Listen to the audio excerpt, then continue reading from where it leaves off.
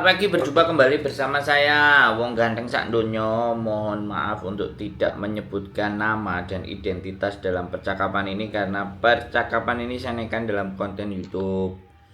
Gimana Mbak Oke, Mohon Mas ya. maaf, slow respon. Ada yang bisa saya bantu Mbak? Gimana? Iya, Mas ini maaf sebelumnya mengganggu waktunya. Gak apa-apa, gimana?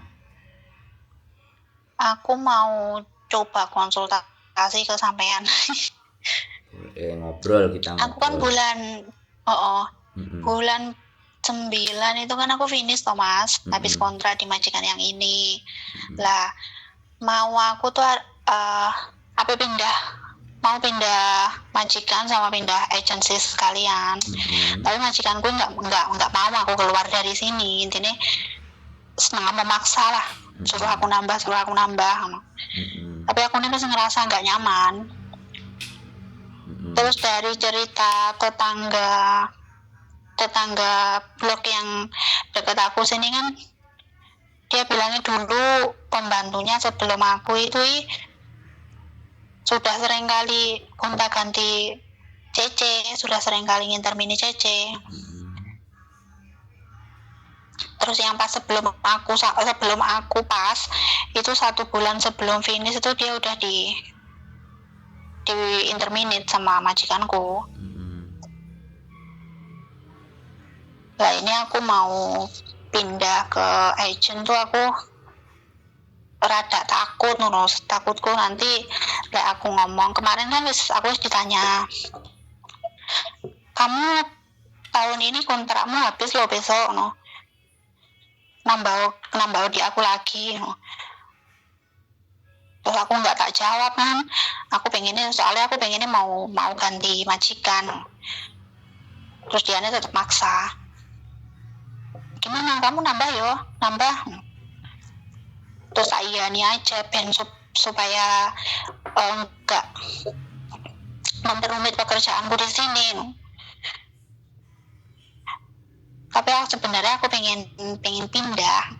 Terus takutku nanti aku bilang enggak, aku nggak mau, aku mau pindah atau sebagainya, dia nginterminate aku.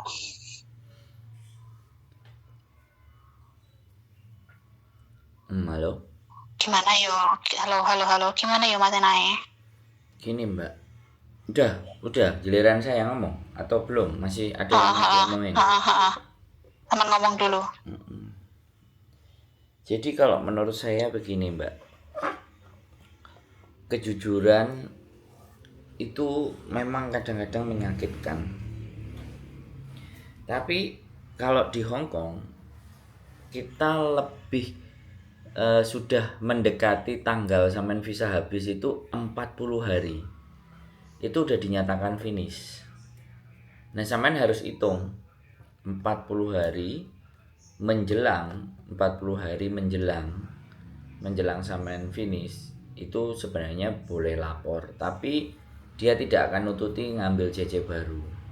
Kalau sampean bulan 9 lebih baik di bulan 6 atau bulan 7 sampean ngomong, aku nggak bisa nambah kontrak di sini, bilang aja begitu, ya kan.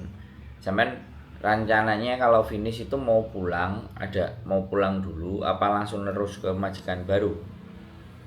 Langsung terus ke majikan baru Nah, maunya. kalau langsung terus majikan baru sampean di bulan 7 atau bulan 8 sampean lagi langsung cari majikan baru.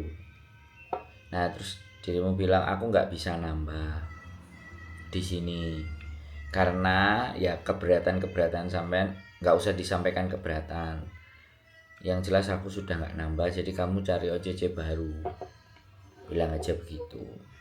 Nah pasti nanti di situ Nanti kalau dia nggak gimana? ya, makanya aku tak ngomong dulu kan, kita ngomongnya gantian, bisa dipahami nggak? Oke oke, maaf. Jadi sampean bilang kalau dia kamu marah, ngamuk dan segala sesuatunya kan, nah itu kan resiko. Itu kan resiko Iya. kalau dia mau mengeluarkan sampai di hari itu juga, mau mengeluarkan aren sampai belum finish. Pertanyaan saya sampai sudah pernah finish apa belum? Belum. Belum, berarti sampean baru dari Indonesia. Ya, Kalau toh pun resikonya adalah sampean belum finish, ya kan? Menurut saya sudah tinggal kurang 2 bulan.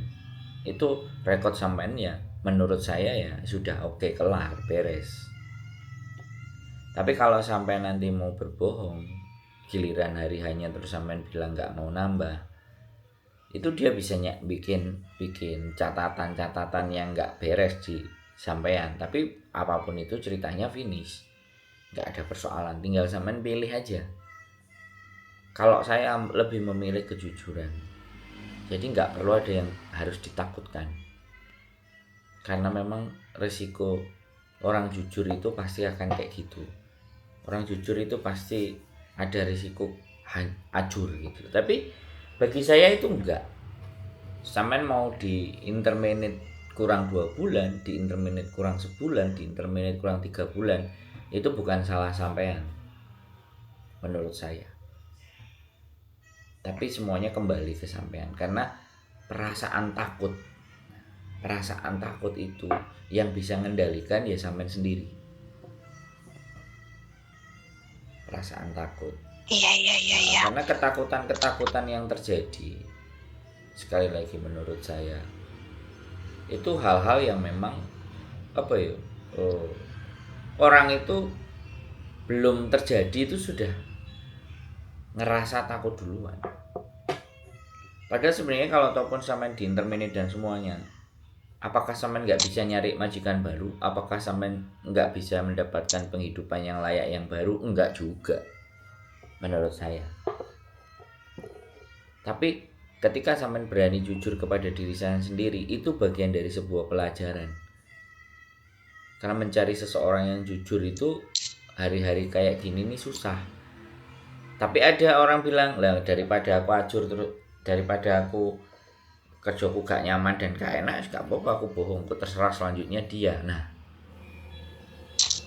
itu beda prinsip. Nggak apa-apa kalau itu sampean ambil keputusan seperti itu tuh nggak ada masalah juga buat saya.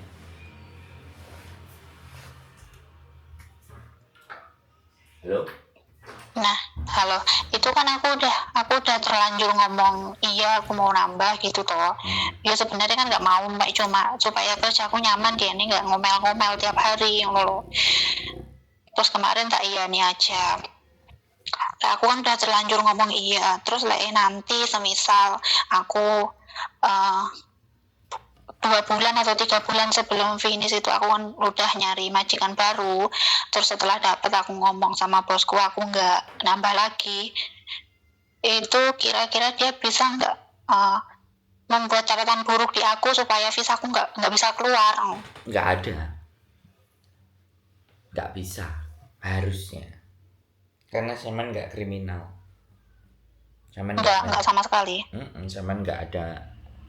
Nah kalau nanti dia mencoba, Saman dituduh mencuri dan semua, selama Saman nggak melakukan itu, tantang balik aja, ditantang balik. Karena majikan Hongkong itu ada sebagian yang memang licik, karena dia ya soalnya majikanku itu agak punya kuasa. nggak ada masalah mbak, punya kuasa apapun, Saman terlalu kancong, takut. Nggak usah ketakutan, Saman bisa melewati majikan ini sampai nanti bulan. Intinya Saman itu bisa menjalani ini, kecuali Saman itu 1 bulan, kecuali Saman itu 3 hari, kecuali Saman 2 minggu nggak betah, itu baru catatan. Tapi kalau Saman ini udah lebih dari 1 tahun setengah, tinggal di masa akhirnya saja gitu loh. Jadi bagi saya nggak ada persoalan kalau Saman, tapi kan Saman sudah melakukan sebuah kebohongan, karena Saman merasa bahwa dengan berbohong itu menyelamatkan diri saya. Enggak juga kalau menurut saya. Tapi bukan berarti majikan tidak bisa menjadikan Saman tidak bisa turun visa. Tidak begitu juga. Gitu loh. Nah, Saman kan punya reason. Di saat Saman di interminate ataupun break, Saman juga bisa ngirim surat juga ke imigrasi. Jadi sama mereka nanti file majikan sampean dan sampean itu filenya sama-sama bisa nulisnya. Jadi dari situ di compare. Bisa dipahami nggak? Kita itu juga punya hak loh ya Oh Mbak. iya iya iya. Kita itu juga punya hak untuk menulis sesuatu keberatan kita terhadap majikan di lembaran yang berbeda, tapi di dalam surat terminate kontrak. Sampean juga bisa ngirim juga. Jadi surat terminate ibaratnya surat terminate kontrak ya kan. Dia nginterminate sampean atau sampean mau break. Sampean mau break itu sampean taruh alasan di belakangnya satu lembar sampean tulis sendiri, itu boleh terus dicepret kirim ke imigrasi itu boleh. Itu nggak apa-apa. Jadi file sampean akan di cross check dengan filenya majikan karena sampean jadi satu. Tahun sekian sampai tahun sekian, bulan sekian sampai bulan sekian terhitung hampir 2 tahun itu majikannya ini, CC-nya ini. Nah, file itu disatukan. Atau sampean punya file berbeda, majikan ada file berbeda. Di imigrasi itu punya catatan sendiri, nggak ada masalah. Nggak perlu harus berpengaruh nggak nanti aku visa turun. Enggak juga menurut saya. Imigrasi Hong Kong itu nggak sepicik itu, Mbak. Catatan dia itu akan tidak diturunkan visanya itu beberapa term and condition. Yang paling jelas itu kriminal, Mbak. Kriminal itu paling jelas. Orang yang jualan baju gamis saja visanya masih bisa turun. Orang yang kena sakit herpes, iya kan? Kemudian menyodorkan hasil cek terakhirnya dia penyakitnya enggak sakit, misalnya negatif herpesnya, itu juga masih bisa diterima. Jadi seperti itu. Oh iya iya iya. Jadi enggak, yang saya ingin sampaikan ke sampean itu nggak perlu ada sebuah ketakutan terhadap masa depan sampean. Selama sampean tidak berbuat hal-hal yang kecuali ya nyolong perhiasannya majikan terus ada CCTV terus dilaporkan ke polisi terus terbukti sampai di penjara. Saya ini aja lagi meroses anak yang dituduh mencuri padahal dia tidak. Kemudian dia dijebloskan ke penjara, tapi berapa minggu itu terus dikeluarkan lagi dengan alasan tidak ada tuntutan. Saya ini lagi memproses anak yang seperti itu,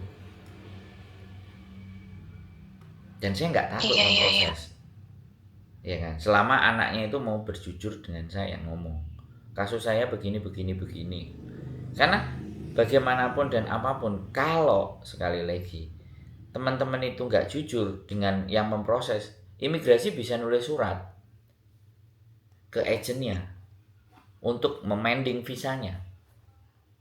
Nah, si agen pasti akan bertanya kepada kita yang memprosesnya, ini kena apa anakmu? Dan itu terjadi, saya pernah terjadi hal itu. Terus akhirnya visanya tetap turun. Jualan gamis ketangkap di kantor polisi. Terus ditebus sama majikannya nggak perlu bayar jaminan tapi bilang ya ini under control saya akan ngasih tahu dia supaya tidak melakukan begini dan begitu. Nggak ada masalah. Oke. Jadi kan gimana? Lanjut, sampean ganti. Kan sebenarnya kemarin itu baru dapat musibah kecil sih. Aku mau bulan-bulan kemarin aku kan mau baru gajian, mau transfer uang ke Indonesia. Terus uang yang mau aku transfer itu tak taruh tas, nggak biasa nih kayak gitu. Terus pas kemarin hilang kan sak dompetnya sama KTP ku sekalian. Terus aku bilang sama majikanku, pas di Indonesia juga benar-benar butuh keadaannya pas itu. Aku nggak mau cari pinjaman di luar, pinjam ke sana sini, aku takut, apalagi kalau harus pinjam di bank dan sebagainya. Terus aku bilang sama majikanku bilang, ya wes nggak apa-apa, uangmu tak gantinya dulu, tapi tahun ini kamu habis kontrak, kamu harus tetap melanjutkan ke aku. Sebenarnya aku udah nggak mau, tapi berhubung aku benar-benar butuh sama uang itu, akhirnya mau nggak mau ya aku bilang iya, soalnya aku sendiri nggak mau kalau ada urusan di luar soal uang di bank-bank atau yang sejenisnya itu aku takut. Yang jadi problem tuh di situ. Aku pengen sekali pindah majikan, ganti agent. Soalnya majikanku yang sekarang itu benar-benar maafan. Terus dia menggunakan kesempatan itu pas aku benar-benar butuh. Dia bilang kayak gitu, oke, aku akan kasih kamu pinjaman, aku akan pinjami kamu uang dulu, tapi tahun ini kontrakmu habis, kamu harus ngulang lagi sama aku. Terus nanti semisal mendekati aku, 2 bulan atau 3 bulan lah, mendekati aku finish, terus aku bilang ke bosku kalau aku nggak mau nambah, aku dengan alasan aku pulang atau dan sebagainya, itu kira-kira bisa nggak, aman nggak kalau semisal aku proses lagi? Jadi yang aku takutkan tuh cuma di situ. Jadi semuanya itu bisa, Mbak, nggak ada masalah. Nah, sampean baru di ending baru cerita jujur bahwa sampean punya utang sama majikan. Di menit ke-15 sampean ngomong, menit ke-16 tadi barusan sampean ngomong aku punya utang. Tapi tidak dari sejak awal sampean cerita kenapa berat, ya kenapa harus mengiyakan perkataan sampean. Itu kan sudah bentuk dari depan sampean ada something yang sampean sembunyikan, kenapa nggak bisa. Gini Mbak, nek ini persepsiku ya, persepsi saya menilai majikan sampean. Jadi majikan sampean itu sudah mulai merasa bahwa sampean itu harus dipertahankan, sehingga punya daya upaya. Lagi pula sampean merasa butuh. Bagi saya sebenarnya kalau sampean mau melanjutkan, sampean harus nulis persyaratan, term and condition. Dalam 2 tahun ini sampean menjalani, apa yang menjadi keberatan sampean, itu sampaikan ke dia. Dan ketika sampean uras menyampaikan, ya kan, sampean harus rekam bukti.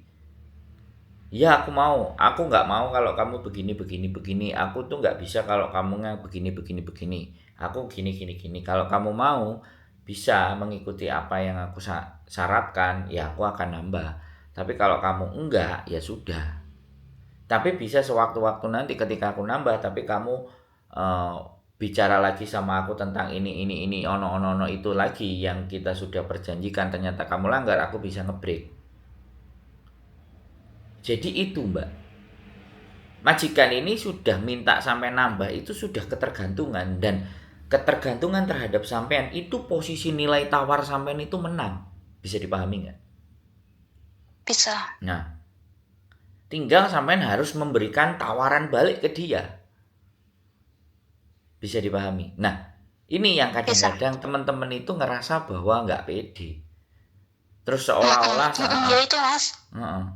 Seolah-olah itu kayak saya ini dikuasai majikan dan saya harus menuruti dia. Padahal nggak begitu juga.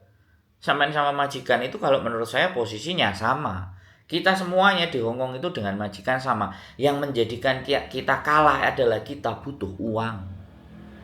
Itu posisi nilai tawar kita jadi kalah. Takut gak dapat uang, takut gak dapat rezeki, itu posisi kita jadi kalah nilai tawar. Padahal itu baru sebatas ketakutan, belum realitasnya. Bisa dipahami kan? Bisa. Nah, makanya kan kenapa ya ini ekstra usaha saya, ya kan? Saya sendiri berpikir kepada teman-teman yang mempunyai tingkat dan daya ketakutan sangat besar, kehilangan rezeki, ya kan? Kehilangan kesempatan mendapatkan majikan baru. Makanya ada beberapa konten itu sampai saya ulang 2 kali, 3 kali, 4 kali, karena nggak semua orang nonton konten saya yang lama-lama juga. Hanya yang lewat aja mereka tonton.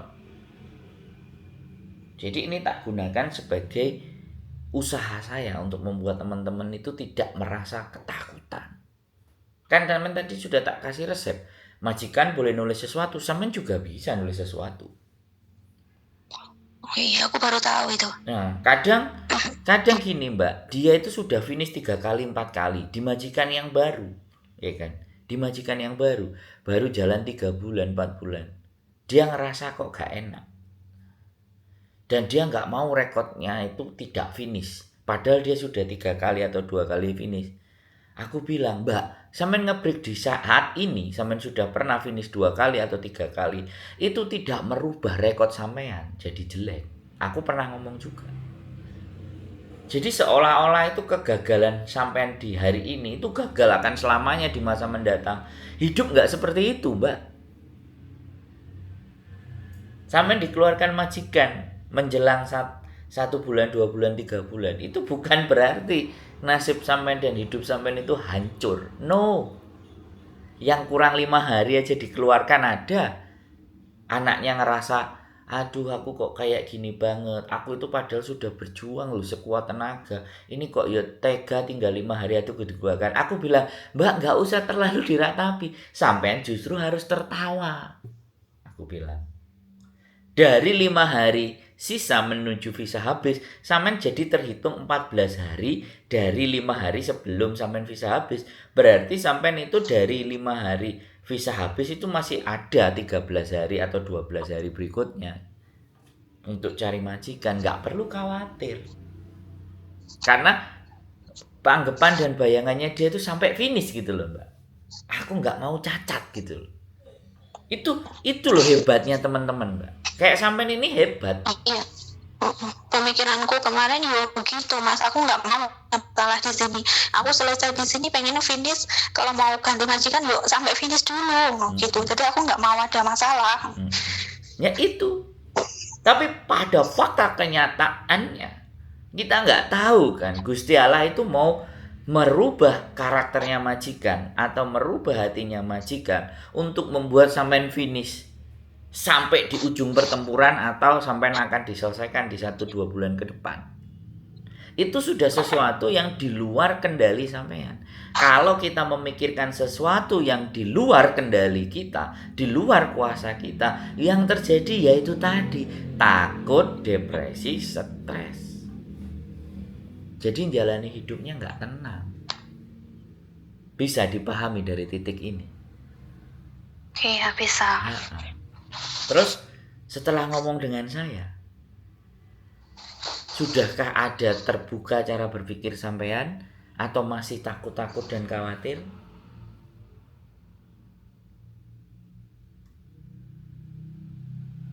Nasib sampean itu bukan majikan yang menentukan, Mbak. Nasib sampean ya diri sampean sendiri. Tidak pada majikan, tidak juga pada imigrasi. Itu yang harus ditekankan. Iya. Oh, sama benar sih. Aku bener Mbak. Iya. Dukun aja aku bener. Itu loh Mbak. Nah sekarang sudah wani mesem misalnya rojok jegigis guyu gitu. Ya ini loh Mbak, ini kita bongkar. Perasaan-perasaan seperti itu kita bongkar. Saya aja Mbak yang jadi turis itu loh bisa bertahan di 23 bulan. Visa saya nggak habis, nggak mati. Baru di bulan ke-24 pas 2 tahun imigrasi tidak ngasih saya lagi izin masuk Hong Kong. Saya loh hidup di luar gitu. Apalagi sampean yang sudah ngenger sama majikan lebih dari 1,5 tahun. Masa iya? Gitu loh. Nah itu loh, percaya dirinya. Kadang ada anak yang kepercayaan dirinya kelewat. Jadi dikasih majikan baik, jualan gorengan, jualan apa. Itu kan kepercayaan diri yang berlebihan. Lah kalau sampean ini kepercayaan dirinya kurang loh ya kan. Itu loh fenomenanya teman-teman. Wis dikai majikan apik karena jiwa greedy atau serakahnya dia. Dia melakukan hal-hal yang di luar batas karena dia sudah merasa majikan ini sudah bisa dia kendalikan. Akhirnya dia berani. Itu kepercayaan diri berlebih. Sehingga melanggar sesuatu. Nek sampean kepercayaan dirinya kurang. Mbak, aku nggak kurang dari 3.000 manusia curhat. Walaupun aku bukan orang yang jenius, tapi persoalannya teman-teman itu hanya seputar takut, hanya seputar khawatir terhadap kehidupannya dan takut nggak dapat rezeki lagi di Hong Kong.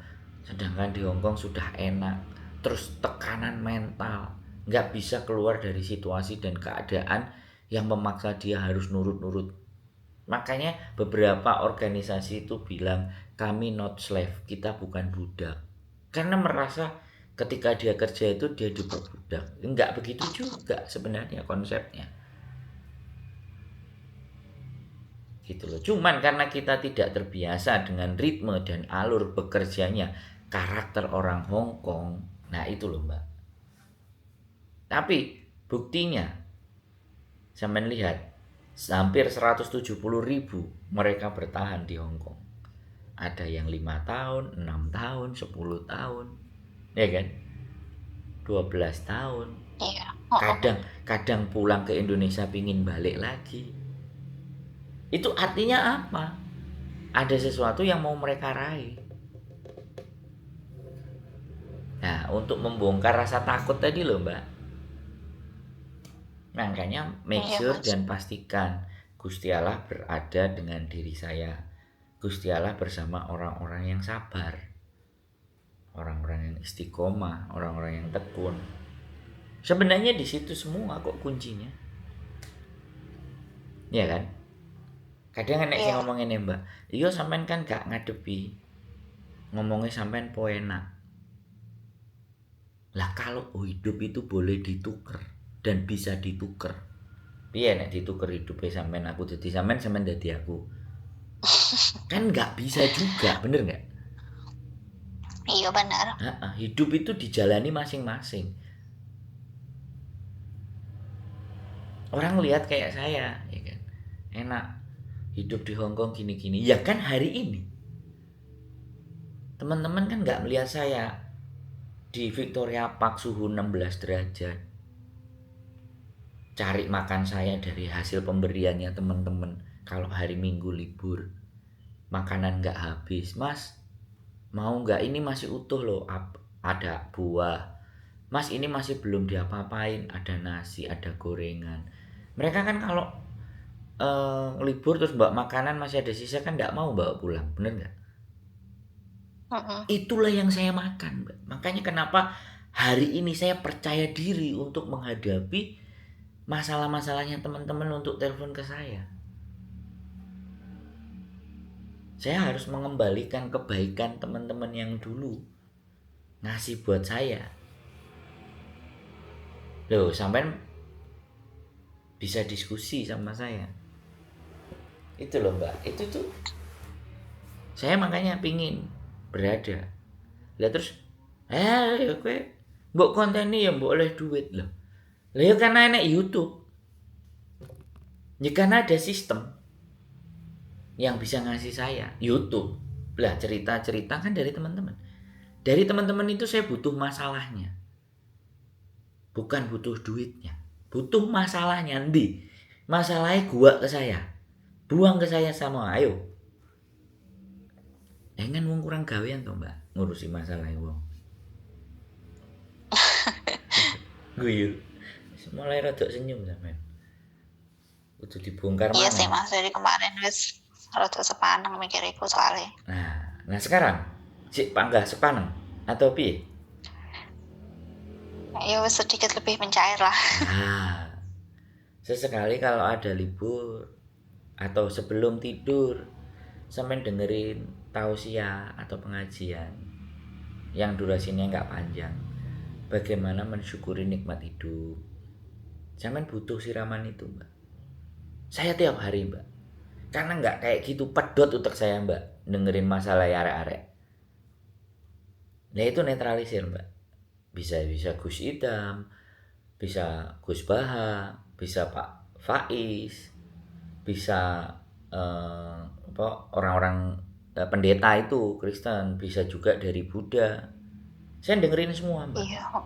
Saya dengerin semua karena saya mau netralisir, Mbak, otak saya. supaya nggak kotor. Kadang habis dicurhati orang yang ngeyel gitu kan, aku tahan dulu untuk nggak ngangkat telepon. Karena kalau aku ngangkat telepon takut yang baru dengan masalah yang berbeda masih aku bawa masalah yang lama. Maksudnya yang penelpon sebelumnya. Kadang-kadang saya takut mereka kena semprot, aku tahan dulu set, udah aku tenang baru aku angkat telepon lagi. Karena aura negatif itu berpengaruh kan. Beberapa hari ini kan adik ipar meninggal dan sampai 7 harinya ya saya khawatir gitu kan. Istri ngerasa ini kita lagi berduka kok, ya sudah pending dulu. Nah baru sekarang udah oke, saya siap, saya Ya action tuh. lagi. Saya action lagi, nggak apa-apa mbak, tidak ada yang salah dalam sampean. Teman-teman semuanya kan, Turut berduka ya Mas. iya nggak apa-apa. Ya intinya seperti itu. Jadi masih ada hidup yang harus kita lanjutkan dan jangan sampai merasa takut dan khawatir hanya gara-gara pernah ngutang. Selama utang itu sudah sampean selesaikan, ya sudah selesai. Jangan ada ibaratnya, inilah yang menjadi kekhawatirannya teman-teman itu merasa ada balas budi. Iya loh Mas, aku kemarin tuh mikirnya kayak gitu. Soalnya dikit-dikit si majikanku itu ngungkit-ngungkit. Aku kurang baik apa, kurang baik ini, kurang ini, kurang ini, kurang itu. Kamu ya pernah tak kasih ini, pernah tak kasih itu. Mesti setiap kali dia mau ngasih apa gitu mesti diungkit-ungkit terus. Ya, itu kan tipe orang yang terlalu banyak perhitungan. Nah, orang Hongkong itu begitu semua. Beda sama orang kita. Iya, Iya, nggak apa-apa. Orang kita juga ada yang perhitungan. Setiap manusia ada punya nilai titik di mana nganggep bahwa aku harus melakukan hal yang baik. Oh, even though itu saya kadang-kadang, walaupun itu saya juga kadang-kadang ngerasa kowe lu wis tak tolong, kowe wis tak kandhani koyo ngene. Nah, itu sebenarnya harus dihilangkan. Nah, yang tulus gitu. Maka saya selalu berpikir bahwa setiap orang yang nelpon saya itu orang yang memberikan saya kesempatan untuk mendapatkan pengalaman yang jauh lebih banyak. Setiap orang. Jadi saya harus berterima kasih kepada orang yang nelpon saya. Karena dia pingin ngomong dengan saya. Ya kita harus terima kasih. Otak saya harus saya balik begitu. Bukan orang nelpon saya terus orang itu butuh dengan saya, enggak begitu. Makanya saya mencoba membalik itu. Makanya saya berusaha menghargai. Walaupun kadang-kadang sempat saya juga nulis mohon maaf, saya slow respon selama sekian hari ya dikarenakan sesuatu hal. Ada perasaan apa ya, agak bersalah walaupun itu kan sebenarnya bukan tanggung jawab. Tapi saya mencoba mengistiqomahi sesuatu yang sudah saya buat, yaitu membuat teman diskusi. Menjadi teman diskusi. Membuat sebuah diskusi itu menjadi orang lain mendapat pencerahan, orang lain mendapat saran-saran yang dirasa oh ya masuk akal juga. Kalau cerita sama keluarga kan kasihan, keluarga pasti Iya sih Mas. mantu gitu. Kalau cerita sama saya kan nothing tulus, keluarin aja kan selesai. Saya tidak harus juga bertanggung jawab kepada sampean juga nothing tulus, tidak ada membebani kami, membebani saya yang nelpon. Buat saya enggak. Saya belajar dan bertumbuh dari masalahnya teman-teman. Begitu nggak Mbak? Sebenarnya selama di sini itu jangan benar-benar berusaha bertahan mati-matian menghadapi sikapnya apa dan segala macam. Aku pernah dulu itu sampai punya kepikiran apa aku tak notice aja lah, nge-break aja lah. Aku ngerasa udah benar-benar gak kuat. Tapi di sisi lain aku berpikir lagi, aku butuh pekerjaan ini, aku butuh uang ini. Keluargaku di rumah butuh aku. Kalau aku pulang sekarang, keluargaku di rumah gimana? Jadi mau gak mau aku berusaha bertahan sampai sejauh ini. Dulu aku pernah disuruh ngelapin jendela luar sampai aku keluar ke terasnya jendela luar itu. Bagian luar aku udah keluar, juga dilihat sama dia karena kan memang diawasi. Aku pernah cerita sama temanku bilang udah laporin aja. Tapi aku kembali lagi, aku mikir nanti kalau aku lapor, aku dapat masalah, aku ini itu dan segala macam, pekerjaanku di sini gimana, sedangkan aku di rumah, aku masih punya tanggungan rumah, aku masih punya anak, punya keluarga, mereka butuh aku. Jadi setiap kali aku berusaha, aku pengen keluar, aku pengen notice, aku keinget lagi sama bebanku yang di rumah, aku ingat sama semua keluarga aku di rumah yang butuh sama aku. Berusaha mati-matian aku bertahan sama dia sampai besok finish itu. Aku benar-benar aku pengen sekali pergi, pengen ganti yang lebih baik, cari yang lebih baik yang bisa menghargai. Setidaknya aku dulu pernah disuruh masain anaknya si bosku, dia minta spaghetti, dikasih cacahan daging babi itu, dia ini nggak habis. Sama majikanku nggak boleh itu dibuang, suruh makan aku buat makan siang, dan itu pun udah kecampur sama daging babinya. Aku udah bilang sebelumnya aku di sini nggak makan babi, aku muslim, aku nggak makan babi. Dia nggak mau tahu. Kamu masak, dia nggak habis. Mungkin kamu masaknya kelebihan, dia nggak habis. Yuk kamu habiskan, di sini nggak ada membuang-buang makanan. Sampai spagettinya itu tak cuci, tak buangin lagi semua daging-dagingnya, daging babinya. Soalnya aku nggak dapat makan siang, cuma dapat itu tok. Bener-bener nelangsa, Mas. Kalau aku nggak mikir keluargaku di rumah, aku nggak punya beban di rumah, mungkin aku udah pergi dari jauh-jauh hari dari sini.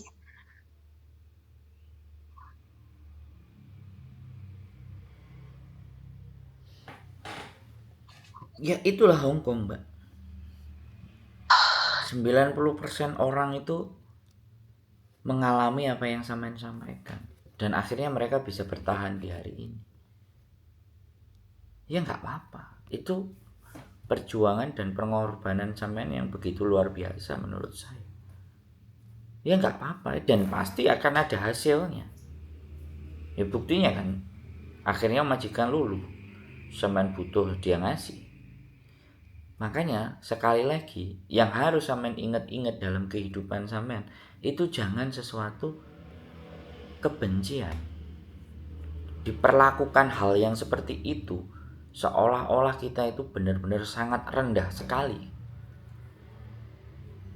Hanya gara-gara ingin keluarga saya baik-baik, saya harus merendah-rendah serendah-rendahnya seperti ini. Kadang kan ada pemikiran yang seperti itu, kok kere banget aku merendahkan harga diriku. No, buat saya bukan begitu persepsinya. Karena Hong Kong itu butuh pengorbanan, butuh kerja keras, dan butuh air mata. Apalagi sampean baru menghadapi finish. Sampean kalau pernah dengar 4 hari, 5 hari, 2 bulan juga sudah mentok, mentalnya nggak kena, sampean sudah mau di titik garis finish, Mbak. Jadi seolah-olah rasa hati itu aku pengen membalas kesakitanku ke kamu majikan. Kan kadang-kadang ada cara berpikir yang begitu, bener nggak? Iya sih. Nah, nggak perlu, Mbak. Tuhan itu, Gusti Allah itu maha baik, dan sampean selalu masih diberikan pemikiran nanti bagaimana rumah, bagaimana keluargaku. Itu kan bentuk tanggung jawab yang besar.